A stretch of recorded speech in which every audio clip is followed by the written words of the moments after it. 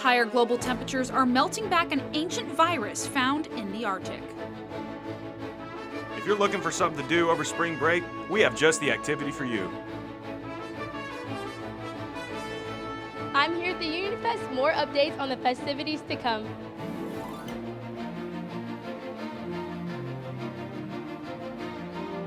Broadcasting live from the University of North Texas, this is ntTV Nightly News.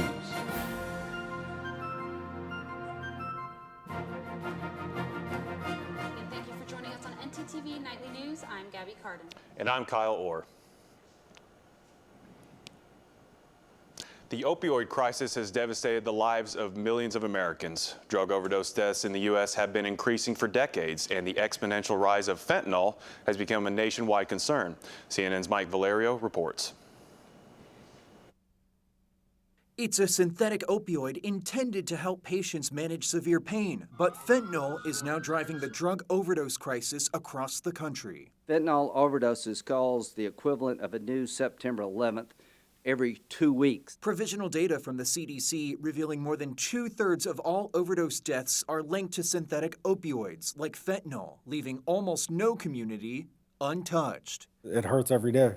It was something I had heard of, but not something I would have ever thought would have killed our child, ever. While the federal government has declared the opioid crisis a public health emergency, there's a new push to target fentanyl and similar substances that are exacerbating the epidemic, including a proposed bill aimed at labeling Mexican drug cartels foreign terrorist organizations. This problem is a national security threat. Fentanyl is a killer, and the people killing Americans reside out in the open in Mexico. But some who have lost loved ones are taking matters into their own hands. When my son died, I had never heard of fentanyl before. Jaime Puerta lost his son Daniel to fentanyl poisoning in April 2020. He claims Daniel bought a fake pill from a dealer on Snapchat. Through his nonprofit called Void, Victims of Illicit Drugs, Puerta is working to raise awareness and change the conversation. We have to look at it as a poison and not a war on drugs, but a war on fentanyl. Fentanyl sales on social media are also a huge problem. The DEA administration said that Snapchat and other social media companies are not doing their part to stop the crisis. And now, Kyle, that is an important story, but also let's talk about the weather today. It's foggy, it's wet, it's not my kind of day. I wouldn't have walked outside if I didn't have to, but I mean, let's go to Armando Berry and see what the rest of the day is looking like. Armando?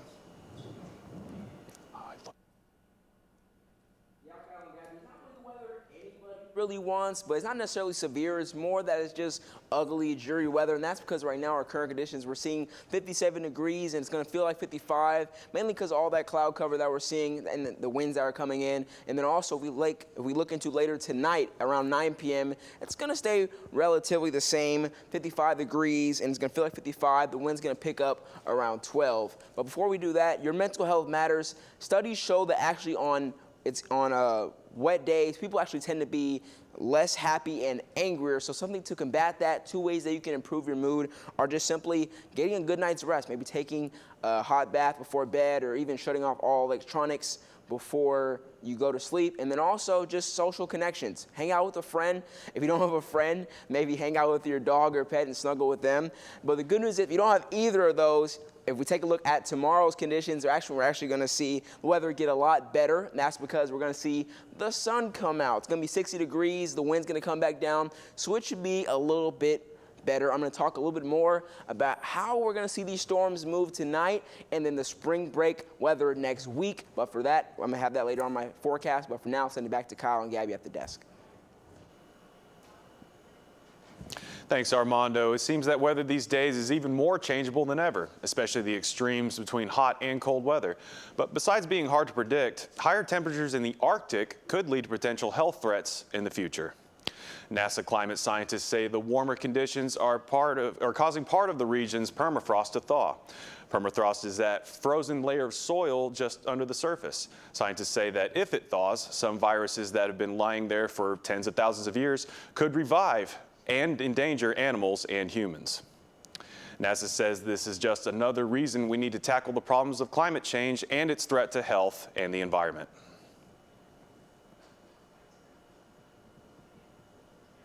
Now, for most of us here at UNT, getting to our class is as simple as figuring out what floor it's on and what building it's in. But for others here on campus, it's a lot more complex than that. It all started almost 2 years ago, the full commitment and push to make UNT buildings easily accessible for all students. A former SGA senator put a spotlight on a major design and accommodation issue here at UNT, the lack of Braille in some buildings. At the time, SGA Senator Paige Cowell was focusing on the music building, but it turned into so much more as it jump-started the process for updating and adding Braille everywhere. Things are, finally happening, and it does feel really good to be able to walk into the College of Music and see new signage that I know is actually helping students who are visually impaired navigate. Now the steps towards updating the College of Music have finished, but more work is needed for the changes to fully accommodate those who are visually impaired here on campus. I spoke with UNT Facilities about what their plans are going forward.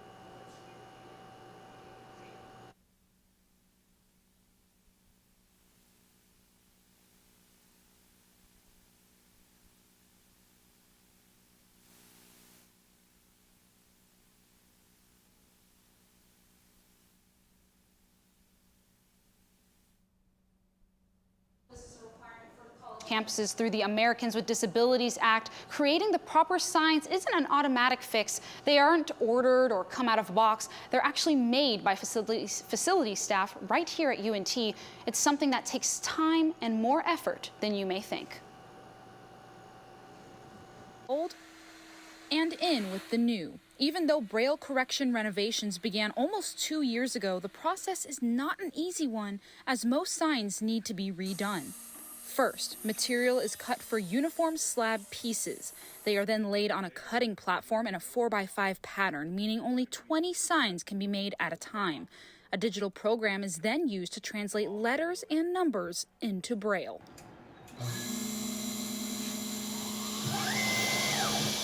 It doesn't stop there. The Braille actually requires tiny indentions into the plaque surface. The machine is then reset for the next step. Small beads are inserted into each individual indention. After that, the machine gets reset once again for cutting out the room numbers on white plastic material. The extra material then gets removed from each plaque and finishing touches are made. The toughest part for each department involved, like UNT Facilities, ODA, and those impacted on campus, is the creation of signs is not instant. Each round of plaques can take about 20 to 30 minutes to complete, and other signs and projects are ordered through this shop, meaning the staff can't focus solely on Braille each shift. The final touch is adding strong adhesive to the back of each sign. It's a long road ahead, but for what it will provide for some students across campus, it will all be worth it. And what you just saw there was the full production process for one sign for just one room on campus. Many, many more of those have to be made in order to fully update and add Braille signage. But we thank both the SGA and UNT Facilities for allowing me to follow this story for multiple semesters, and we look forward to when all signs are finished for our campus. Back to you, Kyle. Thank you so much, Gabby. Well, every spring, UNT celebrates Union Fest. ntTV's Macy Terry is over at the big party that has been going on all day. Macy? Thanks, Kyle. I'm here at the Union Fest. The Union Fest is the annual celebration of the history of the University Union building. The University Union has a long history. In 1931, the first design was created, but funds were never raised to actually build it. In 1947, the first union was an Army surplus building. Students were glad they had a place to gather. But in 1949, the building was finally finished, dedicating the building to alumni that served in World War I and II. But in 1960, the union went through, rapidly outgrowing the union. Then the union went through two separate expansion and remodeling programs. I'll have more of you guys later. Back to y'all at the desk. We're coming out to two-shot. See how technology has saved a life in peril yet again. And coming up next, Russia continues their war on Ukraine. Stay tuned.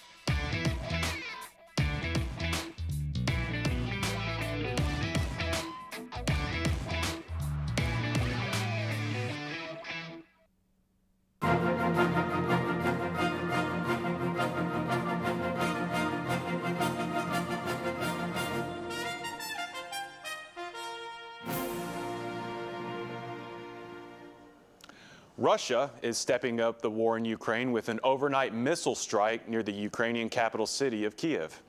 Many believe this is a signal of frustration from Russia as Ukraine has been reaching out to Western allies for combat support. The question remains, will the U.S. get involved?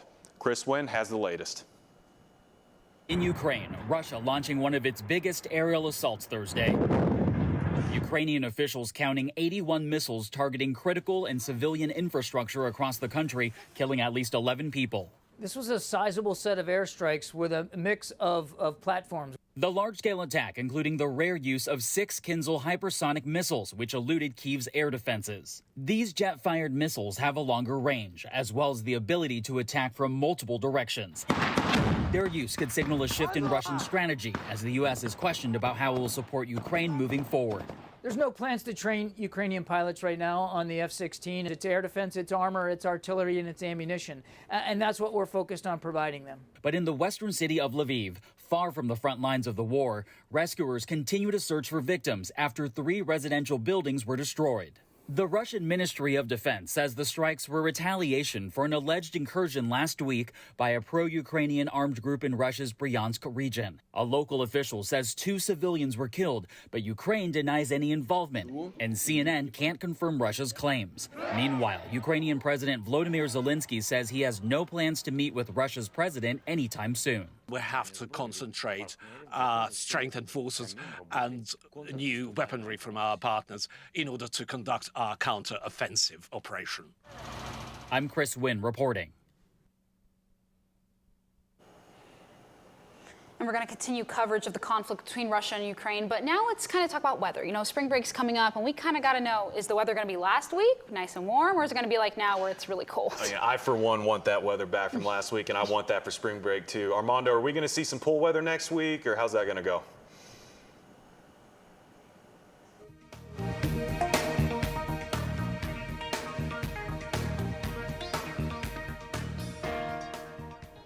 Yeah, Kyle, before we get into the temperatures for spring break, let me explain why we didn't necessarily see the rainfall we thought we were going to see today. Let's dive into right here. The reason why is because there was actually a warm front coming up from the north, and that's why when you woke up today, you saw the fog in the morning, and then over time, it ended up coming down in the south as a cold front, and that's why we have some of these storm chances.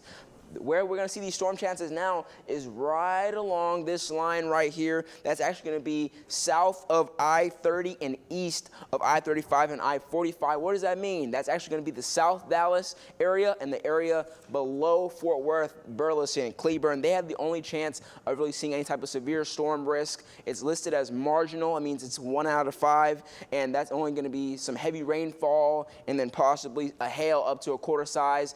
And that's also why, you know, we're seeing different temperatures across the Metroplex, high 50s Decatur, mid 50s in Denton, and then, you know, you see 60s in Fort Worth and Dallas. Now, look at our state map. This is where we're actually going to see the main difference that is actually different for the first time in a while. Usually this Oklahoma region is very, very different in temperature. Because of that warm front, we're actually pretty similar for the first time. And then Austin, Houston, Shreveport, they're relatively unaffected for the most part. Now let's actually take a look finally at that spring break forecast. We're going to see a lot of the mid 60s, a couple days where we have 82, mainly just because we're going to have a couple days where it's just winds in the teens to 20 miles per hour. That's about it relatively. The only chance we have really seeing some rain is on Thursday. We're going to see some rain, about 20%, but besides that, should be a pretty nice spring break. Thank you so much, Armando. Well, hopefully we don't find ourselves stuck in a blizzard anytime soon. That was the reality for one Oregon man who got trapped in his car on a deserted, snowy road. Thankfully, he had something most people don't. We got a two-shot. A drone had man life-saving the idea to attach his phone to a drone in order to reach a cell signal and send a message asking for help. After a successful launch, rescuers were sent out to find him. And that rescue was even more successful while they were there first. Responders found another motorist who had been stranded for several days. Now, we all love technology when it works, but one example is 3D printing. It's come a long way since the recent years it's been developed, but it seems that it may have flown a little bit too close to the sun. Relativity, a startup group based out of Long Beach, California, attempted to launch a fully 3D printed rocket into orbit yesterday. The 110-foot rocket was designed to carry a small satellite or multiple small satellites into orbit. However, you might say the effort fizzled on the launch pad. It was ultimately postponed due to severe technical issues. Relativity has not announced when the next launch attempt will be, possibly when they can figure out how to fix the printer. You think I could get on their crew? I feel like they really could use some extra hands. I mean, if it comes to the printer, if you know how to fix it, you might as well. But if you need to ask the Career Center for help for finding a job like that, Kyle, James has more on that. He has the inside scoop for potential opportunities with a little more job security. James?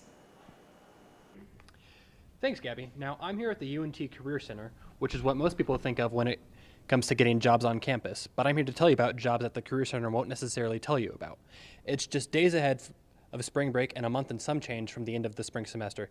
And NRH2O and Six Flags are looking to hire a combined 900 employees for seasonal positions.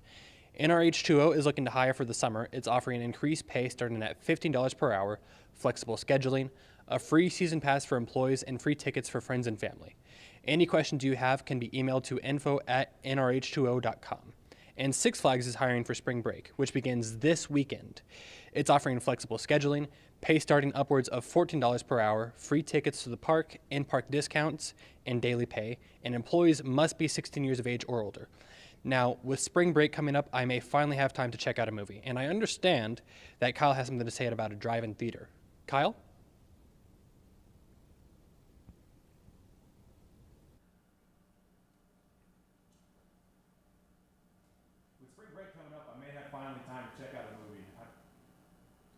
Well, that's right. I mean, James, if you're an avid cinema lover and enjoy reliving classic American traditions, then you owe it to yourself to head just south of Dallas and stop by one of the few remaining drive-in theaters in the U.S.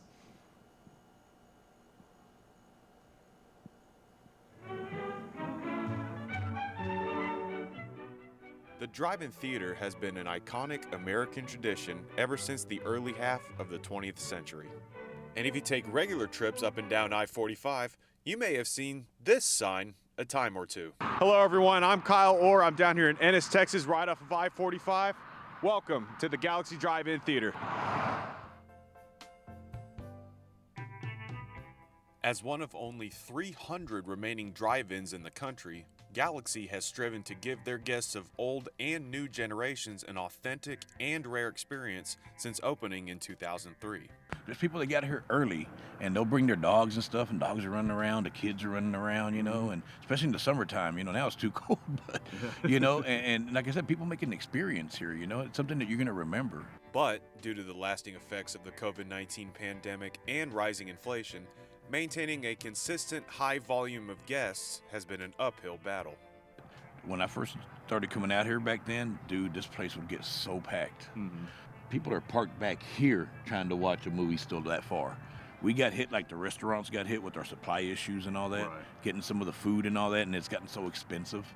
You know, the box of Coke used to run $33. Now it's $105. So that's the kind of stuff that's killing us, you know. They were trying to move on to the next phase, you know. I'm going to paint the tables, repaint the walls, you know, like I was telling you about the murals. You know, I'm inviting a bunch of graffiti artists that I know and see if we can get somebody together and see if we can get some of these panels painted under the drive-in screens. With both the addition of food trucks and an aesthetic revamp on the horizon, Galaxy will seek to continue a classic American tradition that brings movie magic to the comfort of your own vehicle.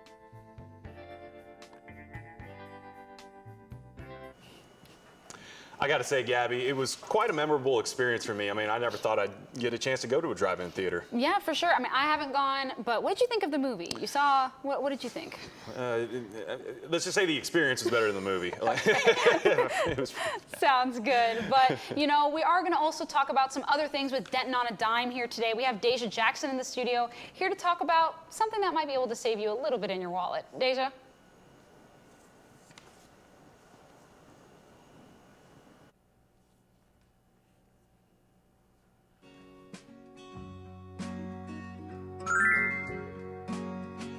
I'm here to rescue you. Oh, my prince. No so fast.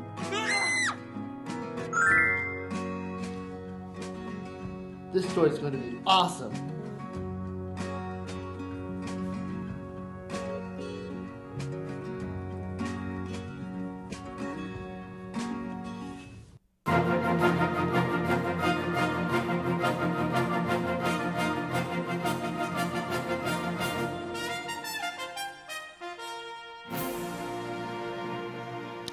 You know, Gabby, I've seen how parking on campus has become such a chore lately. Yeah, you know, those everything adding into the parking lots, trying to find a spot can be a hassle. But from what we've heard, Denton has had a service to avoid parking entirely, all within your phone. Our local reporter, Deja Jackson, has more. Deja?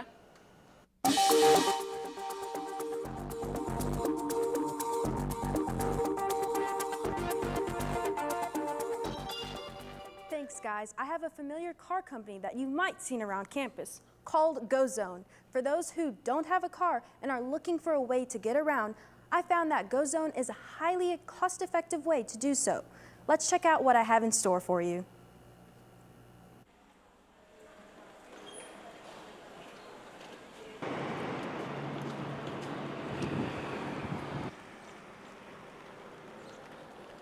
Most recently, we've added GoZone, which is our on-demand rideshare service that serves two zones, one in the city of Denton and one in the cities of Highland Village and Louisville together. So we have two different zones in which you can take a GoZone ride for $1.50. It's a great deal. Give people the ability to get around if they don't have a car or if they want to drive their own vehicle less. It's a real easy way to get a ride for $1.50, or I think it maxes out at $5 depending on how far you go. It is a corner-to-corner service, so a little different from Uber and Lyft. GoZone app has been a major help to me for transportation-wise because I currently don't have a car, so I rely on it quite a lot. You download from the Google Play Store or the iOS App Store for Apple devices, and with the GoZone app, you can ask for a ride. It'll locate you and ask you where you want to go, much like apps that you've seen like Uber or Lyft, and it'll tell you how long you might have to expect for a driver to come and pick you up and take you on your trip. Happy to provide those options. I think giving people a way to get around is going to make everybody a little bit more mobile and a little bit more prosperous. So that's what we're in it for, and we're here to provide that service for our community. This transportation company is partnered with DTCA, so if you're taking a bus and it only goes to a certain stop that doesn't make it to your final destination, then use GoZone to get you there for the last couple of miles for just $1.50. This is a great way to get around campus and Denton without spending a lot of money. Maybe it'll inspire you guys to use GoZone when you're trying to get from place to place on a tight budget. That's all I have for you. Back to you at the desk. Thanks, Deja. Now, if you take a look behind us, you'll see the bustling environment of Union Fest. And we're actually not at the desk anymore. We're in the Union, and we're going to check in with our live shot reporter, Macy Terry, who's partying at the scene with an interview. Macy? Thanks, guys. We're having so much fun here at the Union Fest. I'm here with Stevie, UPC event coordinator for the Throwback Time Machine Dance Party. Can you tell us why students should come here tonight? Yeah, students should come out because it's a great way to celebrate the Union anniversary, get some free t-shirts, and also come have a dance party at 6:30 and Union 314. It's been great talking to you. Gabby and Kyle, I hope to see you guys tonight on the dance floor after the show.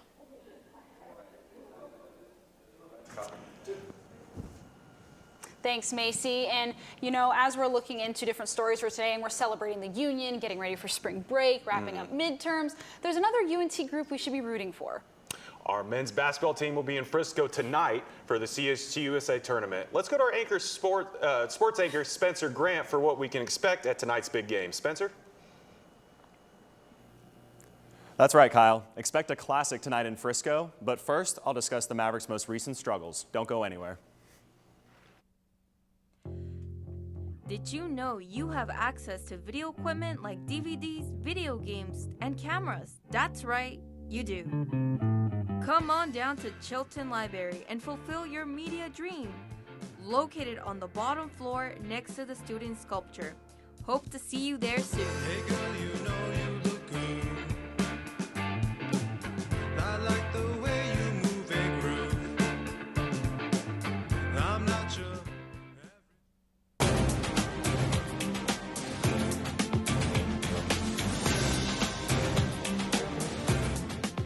The Dallas Mavericks lost a close one at the New Orleans Pelicans last night, 113 to 106. While Kyrie Irving did his part, scoring 27 points, team superstar Luka Doncic only contributed 15 points before leaving the game with a thigh injury. "I could barely run," Doncic said after the game, and with the last leg of the season underway, the team hopes he can make a speedy recovery. After a historic 25-win season, the UNT men's basketball team begins the Conference USA tournament tonight in Frisco, where they'll take on Louisiana Tech. North Texas swept the Bulldogs in the regular season, so expect their #1 ranked defense to get the job done again. If the Mean Green can advance tonight, they will play in the semifinals tomorrow afternoon, so be sure to get out to Frisco and support your team.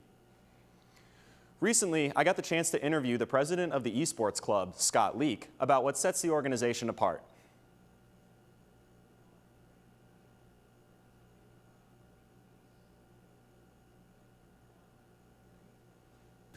The University of North Texas boasts hundreds of student-led clubs and organizations. The school's Esports Club, for instance, has curated a diverse and welcoming environment for students to branch out and make friends, especially when they first get to college. This is for as many people to be involved as possible, to get as many people who want to play playing, and to make sure that this is a safe environment for everybody to enjoy themselves. People don't want to come to our environment and feel stressed out, feel like they're, this is a job or anything like that. What we want is people to join and feel like, oh man, I love hanging out with these guys after school. North Texas prides itself on being a welcoming and all-inclusive college environment, and the Esports Club proudly embodies this philosophy. Most of the time it's just over a Discord, which is just a voice chat. And so people find it a lot easier to express their personality. And it's a lot easier to be inclusive of those people too. Despite not being a traditional sports organization, the Esports Club embraces differences that come with the capacity of a competitive gaming atmosphere. What sets us apart from other organizations is our capacity. We have more capacity to field rosters and get teams playing than any other sport club by a pretty wide margin. The Esports Club hosts many different teams for different games based on preference and skill level, so be sure to look out for their members around campus and don't hesitate to ask questions about joining. They're as welcoming as it gets. Be sure to check out the Esports Club if you're looking for an easy way to get involved and make some new friends. That's all for sports. Back to you at the desk. Thanks for watching ntTV Nightly News. Join us again next time after spring break or on our website, northtexastelevision.com. But for now, good night.